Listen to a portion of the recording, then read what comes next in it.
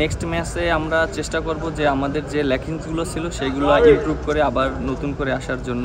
যে মিস্টেকগুলো করেছি, কোন জায়গায় করেছি, সেই জায়গা নিয়ে আমরা কাজ করার চেষ্টা করব।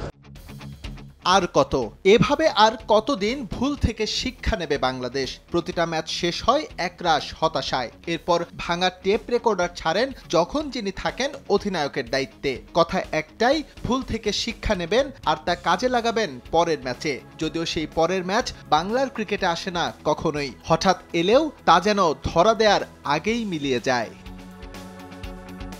24 পেরিয়ে বাংলাদেশের টেস্ট ক্রিকেটে বয়স এখন 25-এ। এই লম্বা সময়ে বছর প্রতি একটা ম্যাচ জয়ের নজির নেই লাল সবুজদের। শুধু টেস্ট নয়, ক্রিকেট খেলার যে মানসিকতা সেটা থেকে ওরা বহু দূরে। কোচ বদল হয়, বদলে যায় বোর্ডের বড় কর্তাও, তবুও বদলায় না বাংলাদেশের ক্রিকেট ভাগ্য। যেভাবে খেলা উচিত ছিল আমরা হয়তো ওইভাবে খেলতে পারিনি অ্যাজ এ ব্যাটসম্যানরা। আর বোলাররা আমি মনে করি খুবই ভালো বোলিং করেছে এবং আমাদের কিছু কিছু জায়গায় যদি আমরা একটু বেটার করতে পারতাম তাহলে আমাদের এই ম্যাচটা আরো ভালো হতো। অর্ধেক পাউডারে দ্বিগুণ উজ্জ্বলতা, নতুন রিন অ্যাডভান্সড অর্ধেক পাউডারে দ্বিগুণ উজ্জ্বলতা।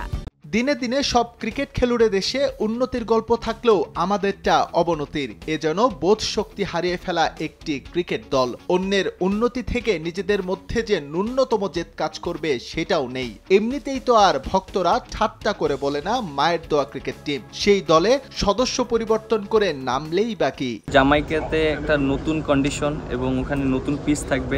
আমরা পিচ এবং কন্ডিশন দেখে আমরা ওইভাবে একাদশ সাজানোর চেষ্টা করব। নতুন বলটা ভালো ইউজ করতে পারতেছি না অ্যাজ এ ব্যাটিং ইউনিট, তো আমরা এটা নিয়ে কাজ করছি। তো হোপফুলি আমরা নেক্সট ম্যাচে অবশ্যই আমার আশা থাকবে যে টপ অর্ডার থেকে কেউ একজন বড় রান করবে। ওয়েস্ট ইন্ডিজে পূর্ণাঙ্গ সিরিজ খেলবে বাংলাদেশ। নর্থ সাউন্ডে যা হলো তাতে বাকি ম্যাচগুলো নিয়ে আশা রাখা দুষ্কর। এভাবে হয়তো এক সময় আশা রাখাই ছেড়ে দেবেন ভক্তরা। অবশ্য এখনই কজনই বা আশা রাখছেন তার খোঁজ নেওয়া যেতেই পারে।